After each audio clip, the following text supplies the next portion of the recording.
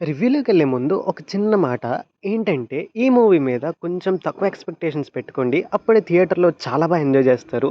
So, coming into review first half అయితే చాలా బావుంటది. అందరిని చాలా ఇంట్రడ్యూస్ చేసుకుంటూ, బీజీఎం గూడా బావుంటాయి, సీన్స్ కూడా బావుంటాయి.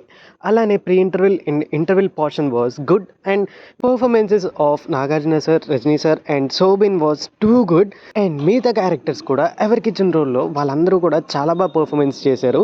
ఓవరాల్‌గా ఫస్ట్ హాఫ్ అయితే కూడా చాలా బావుంటది. అండ్ సెకండ్ హాఫ్ విషయానికొచ్చేస్తే ఫస్ట్ ఫ్యూ మినిట్స్ కొంచెం స్లోగా ఉంటాయి అండ్ యాక్షన్ సీక్వెన్సెస్ కూడా చాలా బావుంటాయి. లాస్ట్ 10 మినిట్స్ అయితే నాకు చాలా నచ్చింది. 'రజనీ' సార్ ఫ్యాన్స్‌కైతే పండగే అసలు. ఈ మూవీలో నెగెటివ్స్ ఏంటంటే, నాగార్జున సార్‌కి ఇంకొంచెం డైలాగ్స్ ఉండుంటే, విలనిజంని ఇంకొంచెం చూపించుంటే ఇంకా బావుందనిపించింది. సెకండ్ హాఫ్ ఇంకొంచెం బెటర్‌గా చేసుంటే ఇంకా బావుందనిపించింది. అంతే గైస్. నా రేటింగ్ వచ్చేసి 3.5 ఔట్ ఆఫ్ 5. మీరు కానీ మూవీ చూసినట్టయితే ఎలా అనిపించిందో కమెంట్ చేసేయండి. అలానే మన ఛానల్‌ని కూడా సబ్స్క్రైబ్ చేసుకోండి.